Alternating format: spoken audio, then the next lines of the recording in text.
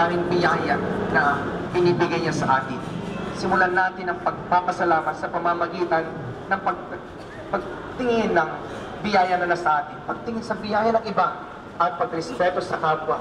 Itong lugar na ito ay gagamitin ng mga tao ng may kasiyahan. Gagamitin din ito ng may tunay na respeto sa isa't isa para ang lahat ng mga tao na dumadalo dito ay mararamdaman din ang pagmamahal ng Diyos. Amen? Manalangin tayo.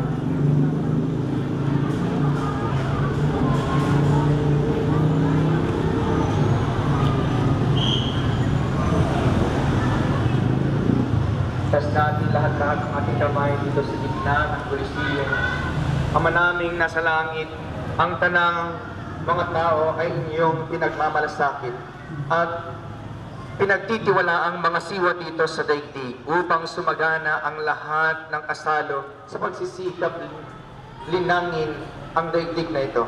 Basbasan mo ang tanang paririto sa Koloseo 42 na ito upang pamayanihan ng katarungan at pagmamahal ang ginaganap ng lahat ng mga bagay na nandito ngayon sa kabubuti ng tanan at ikagagala ng nakikinabang sa pag-unlad ng sanlibutan sa pamamagitan ng Jesucristo kasama ng Espiritu Santo magpasawalang hanggan.